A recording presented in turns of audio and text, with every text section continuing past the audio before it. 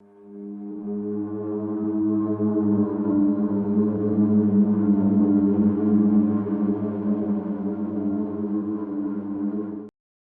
llegado la noche y eso significa que es momento para un nuevo episodio del Anti-Podcast. Hola estimados antisuscriptores, les saluda su amigo y anfitrión, el Dr. Miguel. Y me da muchísimo gusto estar con ustedes un domingo más. Recuerden que si quieren ver este episodio sin cortes ni comerciales, solamente pulsen el botón que aparece arriba de mí y los llevará a este mismo episodio, pero sin estas interrupciones. Esta función solamente está disponible para miembros del canal. Y si se están preguntando, Miguel, ¿y cómo me hago miembro del Antipodcast? Y además que aparezca mi nombre con la insignia de calabaza, fantasma, caldero mágico o escoba voladora, solamente pulsa el botón que da abajo de este episodio que dice unirme. Y listo. Y hablando de miembros importantísimos en este programa, les presento una vez más a mi amigo Sergio Bocanegra. ¿Cómo estás? Muy bien, gracias. Estoy aquí muy contento presumiendo mi antitaza que me estuvieron chuleando bastante en los capítulos pasados. Por si me la quieren ir a comprar, ahí estoy afuera en el mercadito que está por allá. Revendidas del Waldos. Revendidas de esos mismos. Pero bueno, me gustaría empezar con las invocaciones de la semana. Pero yo también te quiero presumir algo. Primero que nada, te quiero ver. presumir mi chalequito, que ustedes me ven muy coqueto, muy guapo, porque me lo hizo una artesana mexicana. Ay, me lo hizo mi abuelita, para que estuviera yo muy guapetón para el Antipodcast. Está bien bonito. La verdad. Pero bueno, ahora sí como que te veo con ánimos de invocar, como que traes aquí el conjuro. Traigo aquí el conjuro ya de una vez. Mira, voy a empezar con Abril Cuello Cadena 9387, quien es miembro Escoba Voladora.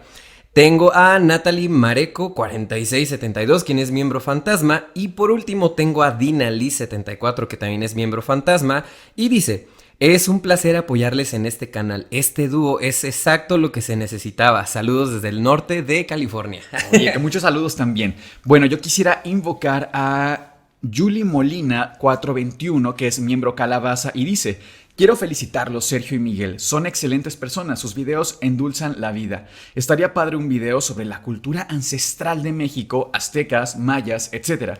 La teoría de las pirámides y así. Muchas gracias por leer mi comentario. Les deseo las mejores vibras y estoy enamorada de su trabajo.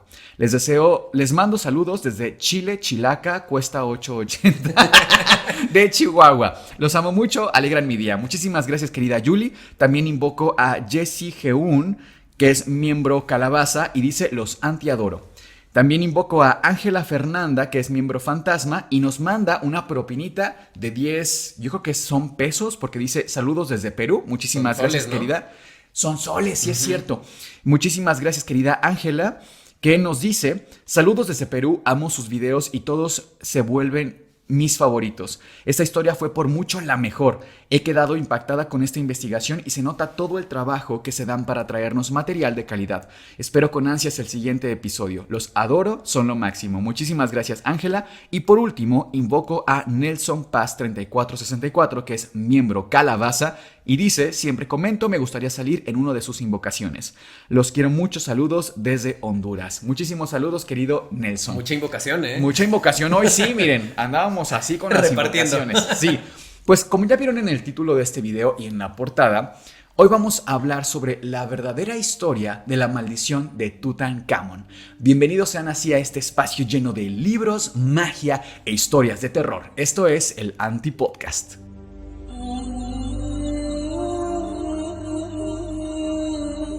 La leyenda cuenta que hace miles de años, en el antiguo Egipto, cuando un faraón fallecía, se momificaba a través de rituales funerarios. Al final, el sacerdote colocaba sellos místicos en la tumba del faraón para que nadie perturbara el sueño eterno de la momia.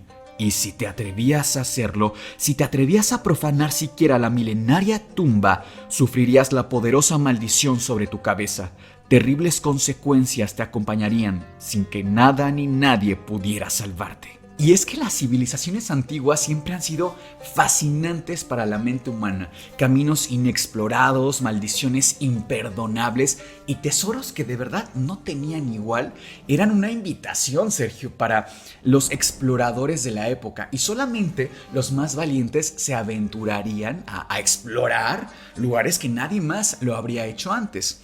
Para comenzar este relato me gustaría que iniciáramos regresando en el tiempo hasta más o menos los años años 1910 y nos vamos a situar en Inglaterra, donde encontraremos a nuestro valiente protagonista. Se trata de Howard Carter. Howard Carter era un sabio. Se manejaba mucho en los saberes del mundo antiguo. Era un egiptólogo, un arqueólogo. Sabía todo cuanto se podría saber del antiguo Egipto, de las tradiciones de estas tierras realmente lejanas a su tierra natal, Inglaterra, insisto, y sabía también de estos tesoros que ocultaban las maldiciones de aquellos días. Pues bueno, él tenía toda la intención de ir a Egipto a investigar. Sin embargo, el hacerlo era costosísimo. A ver, yo les pregunto, imagínense ustedes que quieren ir a otro país. ¿Cuánto tiempo podría uno costear un viaje a otro país, a otra nación? Un par de semanas, cuando mucho, ¿no? La mayoría de la gente cuando va a otro país a conocer, un par de semanas, porque es muy costoso. Es difícil. Ahora imagínense costear un viaje donde no vas solo, vas con un equipo de búsqueda entrenado de quizá 20, 30 personas. Y además no irías por 2 semanas, sino tal vez por años. Lo que eso costaría, una expedición de años antes de siquiera encontrar la pista de alguna tumba. Howard además estaba especialmente interesado en la historia de Tutankamón. Un faraón del que se contaba había sido sepultado con el más increíble de todos los tesoros, carruajes de oro, figuras invaluables y joyas dignas de un hijo del sol. Ciertamente, Howard quería embarcarse en tal aventura y resolver los más grandes misterios que Egipto encerraba, pero sabía que para lograrlo necesitaría a un mecenas, es decir, un millonario voluntario que estuviera dispuesto a cubrir estos gastos. Conseguir un inversionista de este tipo no le llevaría tanto tiempo como uno podría pensar. Digo que no le tomaría tanto tiempo porque más o menos en los mismos años alguien ya se había adelantado. Era un tanto común dentro del mundo de la arqueología europea que fueran estos excursionistas, estos arqueólogos e investigadores a las zonas más recónditas de Egipto a buscar pues rastros no solo de tumbas faraónicas, sino además pues de toda la cultura, porque es realmente fascinante. En aquellos días, como les digo, alguien ya se había adelantado, por así decirlo. Les presento a Theodore Davis. Theodore Davis era un millonario, también inglés, y él ya había financiado, había sido esta figura de mecenas. Un mecenas es una persona que paga, un millonario que está constantemente pagando para realizar arte, expediciones o algo en pro de alguna actividad cultural, por ejemplo, o incluso científica. Pues bueno, Theodore Davis ya había sido responsable de encontrar, a través de su mecenazgo, 30 tumbas en Egipto. Ajá. 30 tumbas, ¿imaginan qué locura? Pero bueno, lo logra y es así que nuestro protagonista, Howard Carter, estaba en búsqueda de su propio Theodore Davis y da con un lord, el lord que se llamaba Herbert de Carnarvon. Este señor, al cual nos referiremos simplemente como el lord, para que todos estemos en la misma página, era un millonario también, inglés desde luego, pero tenía una particularidad. Y es que el lord, además de ser bastante acaudalado, tenía un problema de salud, desconocido en términos generales, pero que sus médicos le habían indicado moverse de Inglaterra a Egipto, por el cambio de temperatura de un aire mucho más seco, una temperatura mucho más seca frente a como es Inglaterra, muy muy húmeda.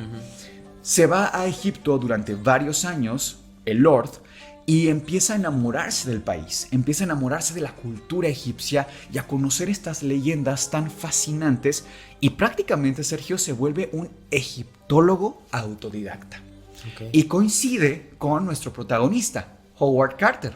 Entonces imagínense, ya tenemos la fórmula perfecta, un arqueólogo experto en el mundo antiguo y un millonario dispuesto a encontrar los secretos.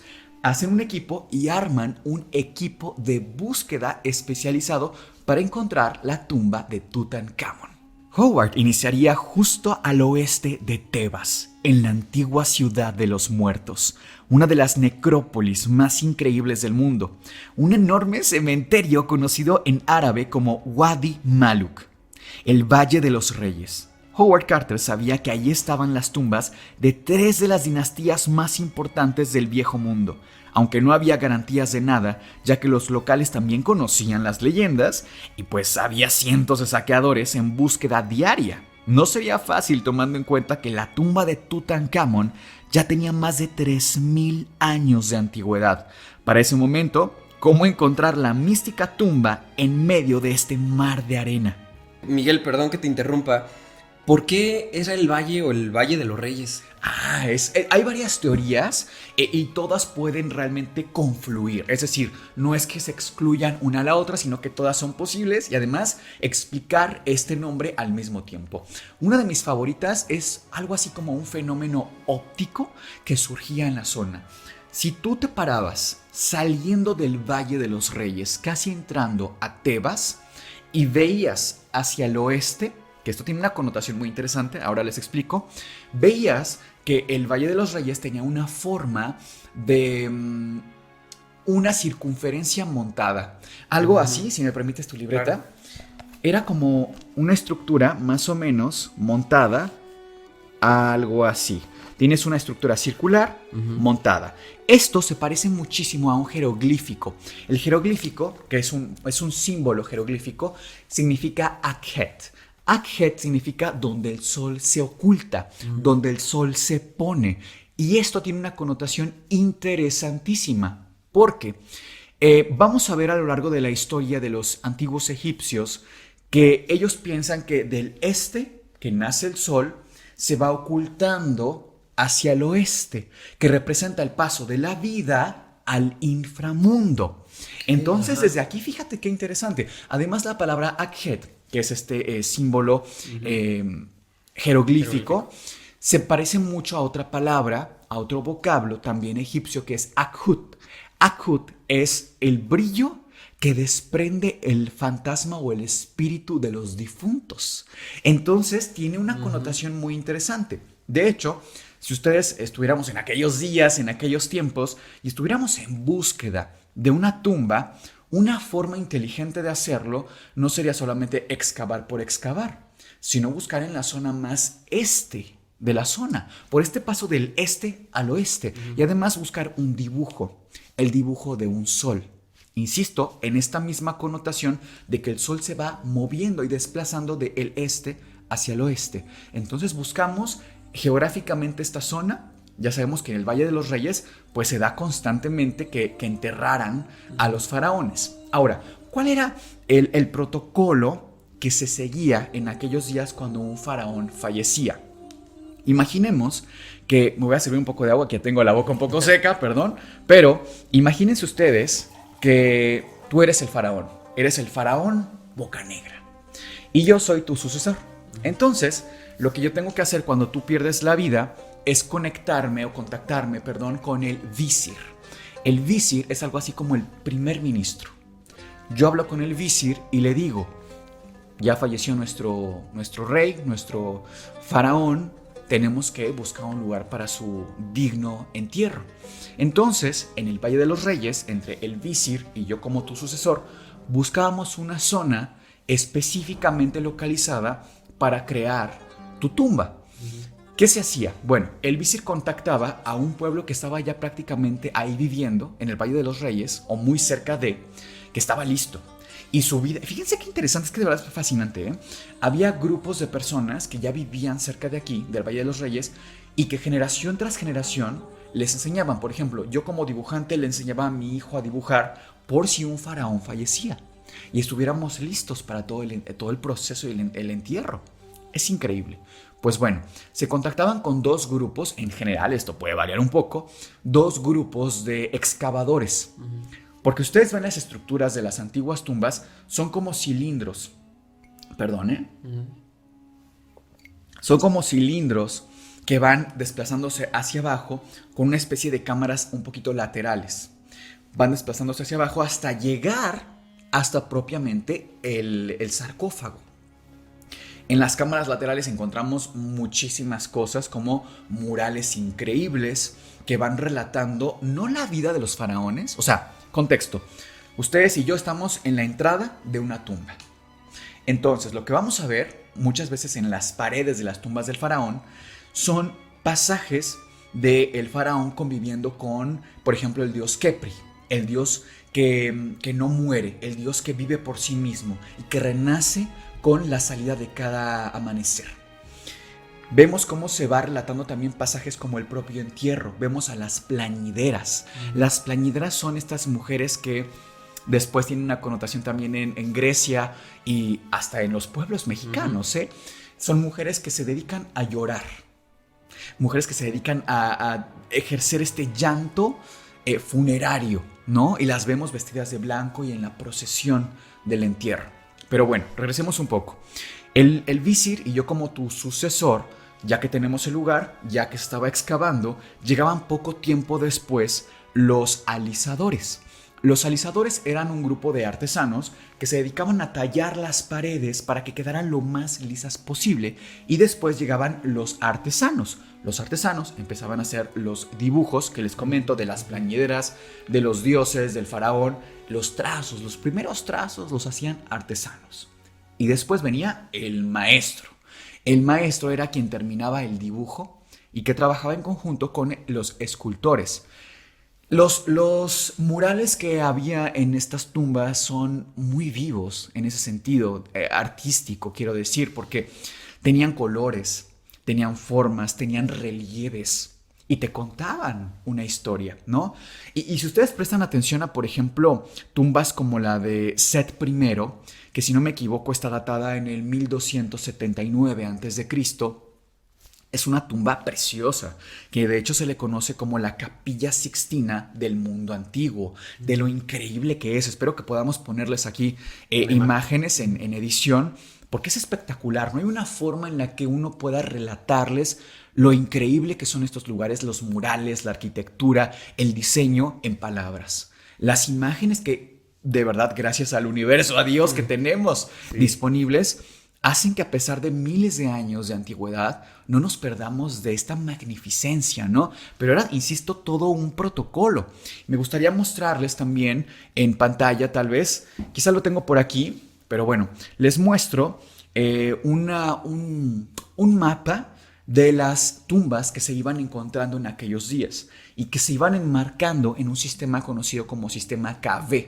Sistema KV 20, la tumba KV 40, la tumba KV9. ¿Por qué KV? Son las siglas de Kings Valley, que son Valle de los Reyes en inglés, y el nombre de la tumba que se ha encontrado. Bueno, ahora mismo no creo encontrarla, pero seguramente que la podemos poner en edición. Y para ese momento, ya de las prácticamente 60 tumbas que se habían encontrado, 26 correspondían a faraones. Ahora, ustedes como arqueólogos de aquella época, imagínense que somos colegas de Howard Carter, no podíamos llegar y sacar los tesoros de las tumbas que encontráramos y venderlos como una especie de negocio. Estaba prohibido, totalmente, y no por una maldición, sino por un respeto hasta el país, un respeto ético. No podías hacer eso. Entonces, manejar esas expediciones tan costosas era complejo, ¿no? Miguel, ¿y cuánto fue más o menos el tiempo que tardaron en poder encontrar algo? Es que mira, ya llevaban prácticamente 10 años. Un montón. 10 años excavando, invirtiendo, por supuesto. El Lord Carnarvon ya estaba, pues no quiero decir harto, pero ya prácticamente, y se comenta, esto no es información oficial, sino más bien como un rumor. Se comentaba que ya estaba solamente dispuesto a financiar 6 meses más. Porque, oye, ya 10 años de tú estar invirtiendo, incluso aunque encontraran algo, no sería redituable. ¿Por qué? Porque, insisto, no podían vender todo lo que encontraran, para nada, ¿no? Al menos no de forma, digamos, legal. Entonces, ya prácticamente 10 años, y ante este aviso que hace el Lord Carnarvon de te quedan 6 meses, Howard. Tú sabes qué haces, tú sabes cómo trabajas, pero solamente tienes 6 meses. Una de las estrategias, fíjense qué curioso, que toma, y esto lo cuenta en la vida real, lo cuenta de propia voz Howard Carter, se hace de un canario. Un canario porque se considera que estas aves traen suerte y protección. Él lo cuenta en un texto que él mismo escribe. Insisto que esto es interesantísimo porque viene del propio protagonista de esta historia. Pero bueno, se hace de este canario y sirve también pues un poco como de talismán, ¿no? Como traer suerte, protección, además en una tierra llena de leyendas, de misterio, de maldiciones y demás. Pero además, pienso yo, esto ya es a título personal, que un poco también como compañía, ¿no? Porque como una mascota, vaya, porque claro, finalmente ya llevaba a Howard casi 10 años en Egipto y Lord Carnarvon ya estaba en Inglaterra desde hace mucho. O sea, él ya había regresado a Inglaterra y Howard estaba con el equipo que ya ni era el original. Ya era con muchas otras personas que habían contratado ahí locales, incluso gente muy, muy joven. Entonces estaba ciertamente muy solo. Por lo que este canario no solamente era de suerte y protección, sino además como pues su única amistad, claro, ¿no? Que pudiera tener. Pero bueno, pasan casi estos 10 años, como en este inter de el aviso de Carnarvon de solamente te quedan 6 meses, ya Howard desesperado, haciéndose hasta de amuletos místicos y demás, cuando una tarde, esto en noviembre de 1922, un jovencito que acarreaba el agua del pozo más cercano a la expedición va en su burro de regreso a su casa.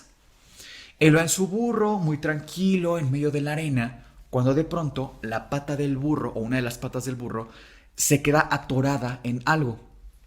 El muchachito se queda sorprendido y la mula, el burro, lo que hace es golpear con la pata el suelo y se abre un pequeño agujero.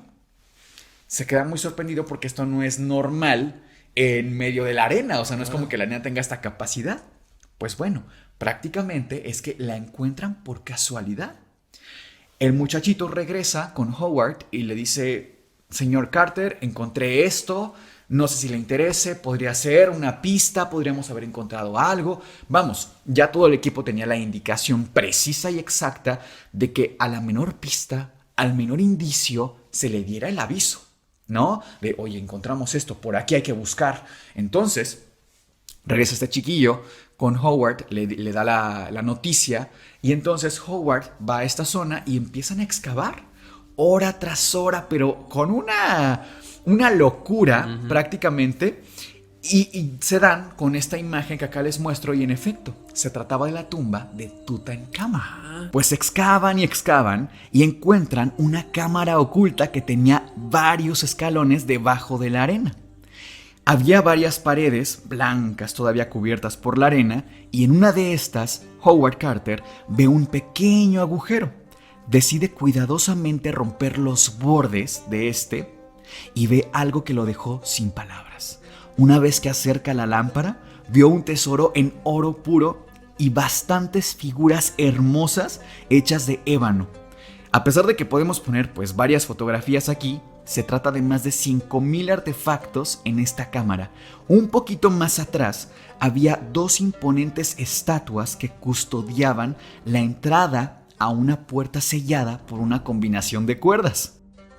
Ya para este momento ya era noticia mundial, imagínense todos ustedes, se había encontrado la tumba de Tutankamón, ya todos los medios estaban enteradísimos, incluso sabemos de buena fuente que tanto Lord Carnarvon como el propio Howard Carter habían vendido la primicia de tal evento histórico.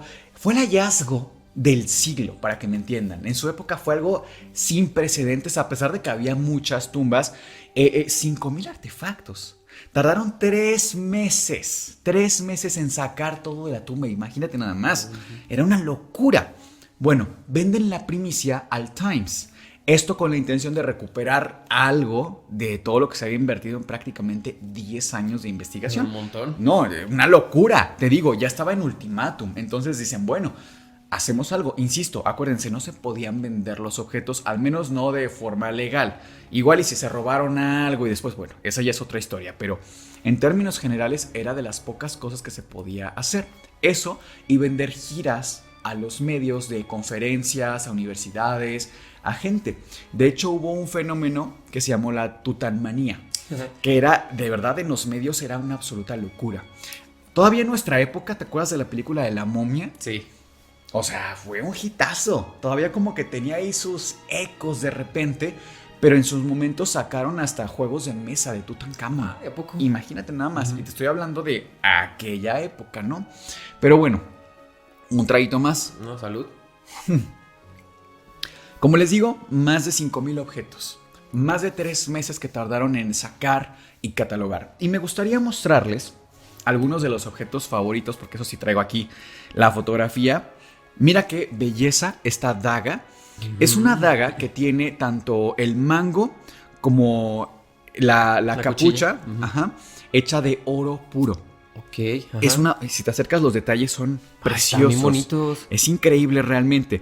Pero lo más interesante de esta daga no es el mango como tal, que a pesar de ser muy bello y estar trabajado en oro puro, lo más interesante es la hoja de la daga, porque está compuesta a nivel laboratorio, porque se mandó a estudiar esta daga, de 11% de níquel y 0.6% de cobalto. Repito, 11% de níquel y 0.6% de cobalto, con además teniendo silicatos en su composición. ¿Te acuerdas que te había enseñado o platicado qué son los silicatos? Sí, tenía que ver con que es un ácido desilícico y que pues era, digamos que es un compuesto que es fundamental dentro de la litosfera. De la litosfera. Ajá. Entonces, ¿qué puedes deducir de eso? Pues aparte, incluyendo que los egipcios no podían hacer aleaciones con el níquel ni el cobalto, vaya, hasta pareciera que es del espacio, ¿no? Es que sí, literalmente esta daga está hecha con material espacial. No manches. Sí, les platico. La hoja de esta daga está trabajada de material proveniente de un meteorito. Qué interesante, ¿no? O sea, pensar que Tutankamón tenía objetos con material espacial. ¿Cómo los conseguí? Es increíble. Bueno, resulta que en realidad no es que él propiamente los hiciera. Él no tenía ese tipo de habilidades ni de tiempo. Seguramente era un joven muy ocupado. Sino que más bien se piensa, según los arqueólogos, que esto fue un regalo de algún forastero, de alguien externo a Egipto como tal, muy cercano a, pero que no era parte, digamos, que de la comunidad. Entonces se piensa también que tenía cierto rango de importancia. No se sabe exactamente de dónde viene, pero no quiero sonar conspiranoico de que se la regaló un alienígena o algo Claro. por el estilo, no, sino más bien que fue un forastero que cayó un meteorito cerca de su comunidad y ellos trabajaban el material que tuvieran cerca, ¿no? Hay otro objeto que también me parece que lo tengo por aquí, que es también muy interesante. En pantalla, aquí está, se los vamos a poner. Vean ustedes, este es un pectoral, es decir, se coloca en la zona del pecho. Más que a manera de protección, es más bien como una decoración, ¿no? Algo decorativo. Noten ustedes algo en similitud con la película de la momia. Sí, Los el escarabajos, escarabajo. que tienen una simbología muy interesante. Concretamente son 3 escarabajos, 2 en la parte superior, más pequeños, y una parte central, mucho más grande, si pueden apreciar. Es bellísimo, pero la simbología que tienen los 3 escarabajos es con respecto a un dios que mencioné hace unos momentos, el dios Kepri. El dios Kepri es un dios que a mí me parece muy interesante porque creo honestamente que ha servido de inspiración a otras deidades.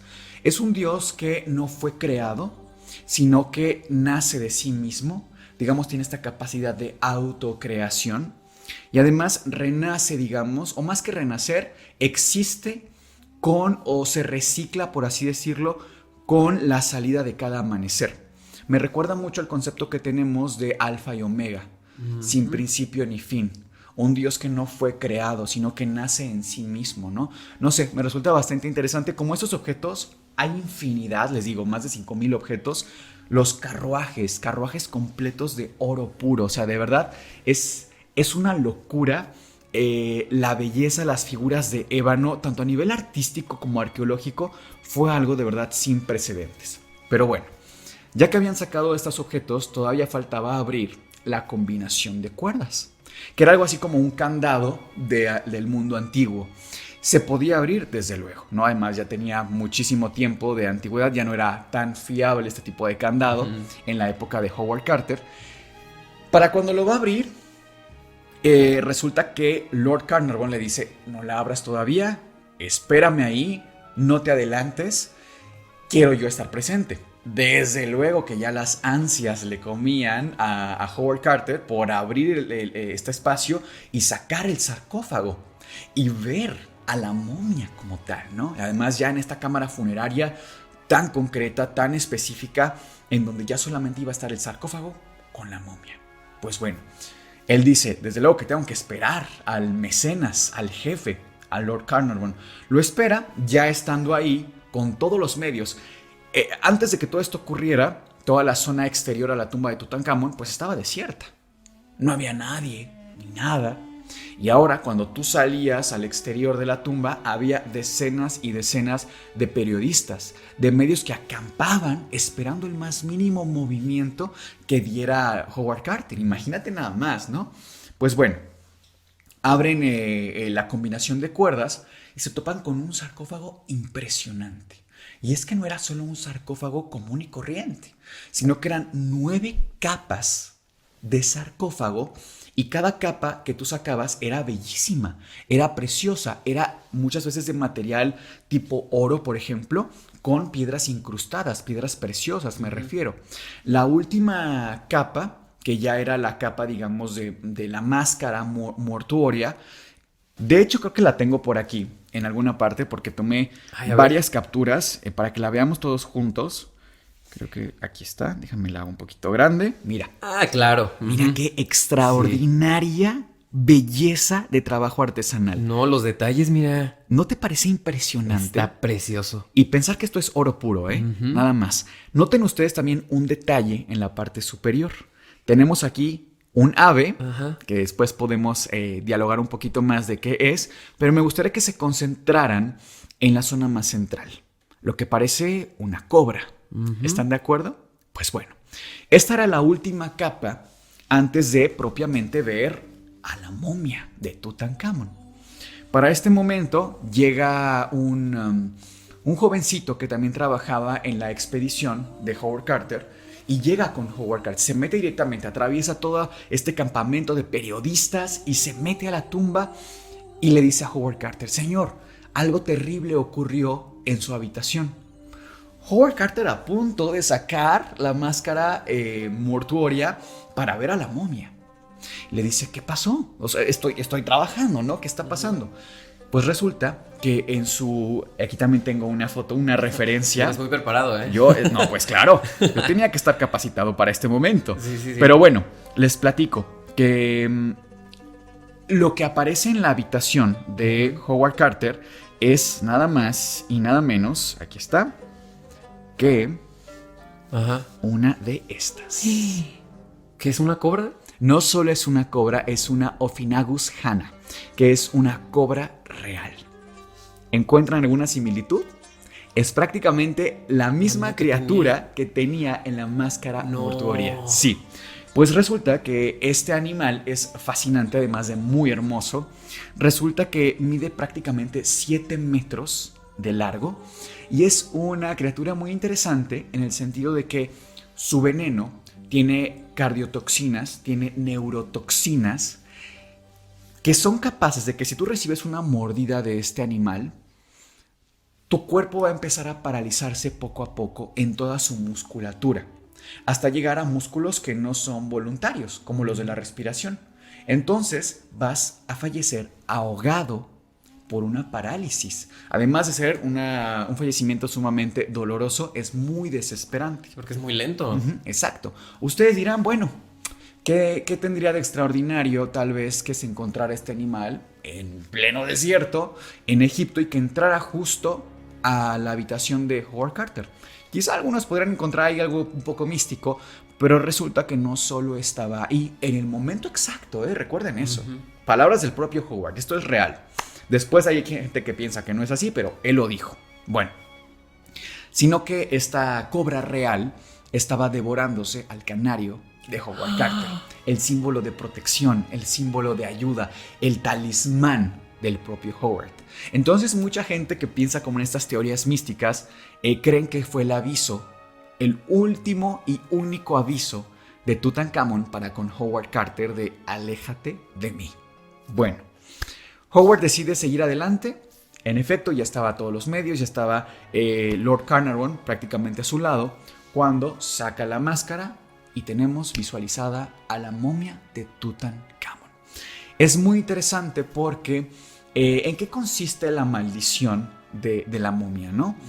Lo que pasó en acontecimientos posteriores fue, primero que nada, el fallecimiento del propio Lord Carnarvon, quien se encargó de patrocinar toda la investigación, toda la expedición, y muere de una forma además muy desagradable. Tengo que decir que fue una septicemia. ¿Qué es una septicemia, perdón? Una septicemia es un estado inflamatorio corporal sumamente grave que puede llevarte incluso a la falla de tus órganos internos. Ay, ok. Existe la teoría de que Lord Carnarvon estaba prácticamente en el campamento cuando un mosco le pica. Él se está afeitando, la herida se infecta y va desencadenando una respuesta inflamatoria una tras otra. Lo interesante del caso es que otros 7 miembros del equipo de Howard Carter pierden la vida de formas peculiares, por decirlo menos. Uno de ellos, por ejemplo, empezó a perder los dientes hasta quedarse sin dientes y sin cabello y pierde después la vida y no se sabe la causa. Después otro de ellos, por su propia mano, parte de este mundo. Arthur Mace, que es la mano derecha de Howard Carter en ese momento, también pierde la vida.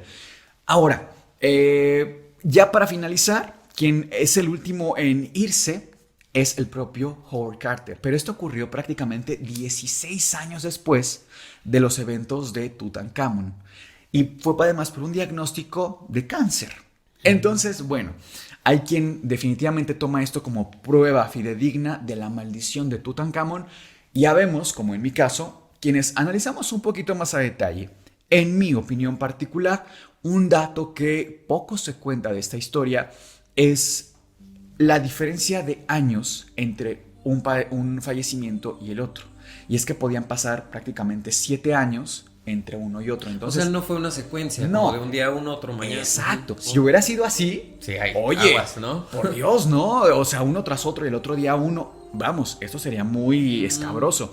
Fueron en total 7 miembros quienes pierden la vida, asociados supuestamente a la maldición de Tutankamón. Sin embargo, y hay que decirlo, no había ningún tipo de aviso de alguna maldición ni en las paredes, ni en algún objeto, ni nada por el estilo. No se manejaban, digamos, los antiguos egipcios de esta manera, no se conducían. Ellos tenían todo un ritual funerario, tenían un libro dedicado a esto, pero no es que hubiera como tal maldiciones, sino que era como una leyenda urbana muy asociada a las momias, ¿no? Entonces, bueno, ustedes tendrán la última palabra. Ese fue el relato de la maldición de Tutankamón. No sé si tengas tú algún comentario. ¿Qué te pareció la historia, Sergio? Para empezar, qué buen relato. Desconocía muchas de estas cosas, sin embargo, también había leído por ahí que algunas de las causas de estos fallecimientos tenían que ver con neumonía. Pero me sigue haciendo mucho ruido que no tiene como tal una secuencia, como te mencionaba, como que era de un día, después una semana, otro, sino que pasaban años. Entonces, creo que por ahí se podría descartar que fuera una maldición. Exacto. Ahora, mencionabas con respecto a los jeroglíficos. ¿Sabemos si había como algún en específico como que se pudiese haber malinterpretado, que dijeran esto tenía la maldición como tal de como Tutankamón? Algún tipo de aviso, ¿no? No, fíjate que en realidad no. Hay una teoría muy interesante que nos habla de un tipo específico de hongos que tienen la capacidad de preservarse no solamente por decenas, sino casi miles de años atrapados en un espacio de aire. Entonces, la tumba finalmente era eso. Eran como cápsulas de aire y de objetos que quedaban ahí con aire muy viciado. ¿Podría ser que por un tema de hongo se desencadenara una neumonía? Desde luego que sí. Además, todos estaban en contacto. No es que tuvieran el mejor equipo de protección. Yo te aseguro que la mayoría ni siquiera protección utilizaba como algún tipo de cubrebocas como los que tenemos hoy en día, ni mucho menos. Aparte fueron 10 años, ¿no? Los que estuvieron ahí mismo. Exacto, sí, totalmente.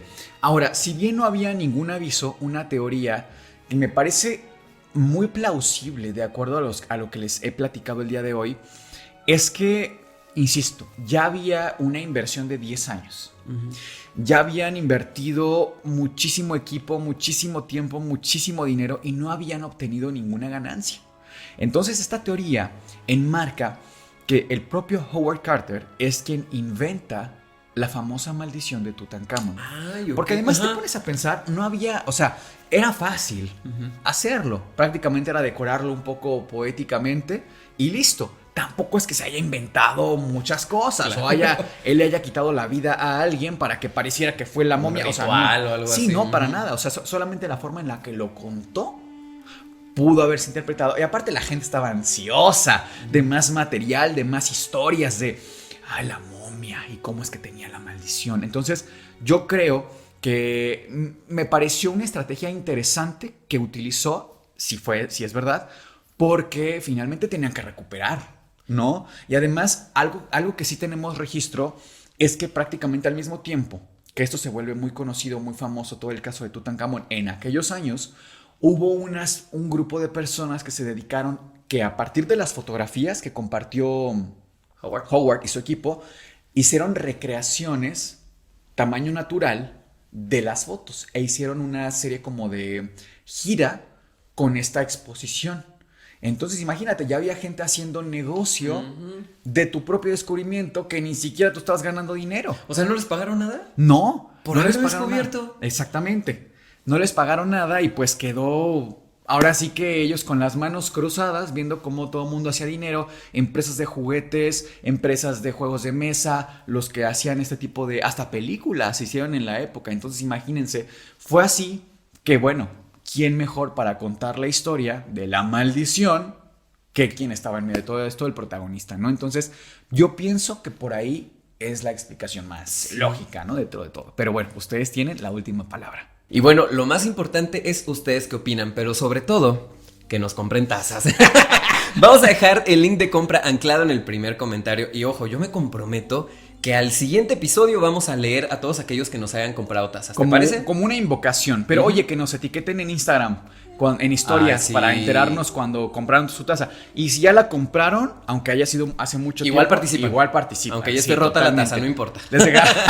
Les dejamos el link de compra en el primer comentario de este video. Acuérdense que el Instagram del Antipodcast es @elantipodcastoficial. Nosotros somos Sergio y Miguel y esto fue el Antipodcast. Les deseamos dulces pesadillas.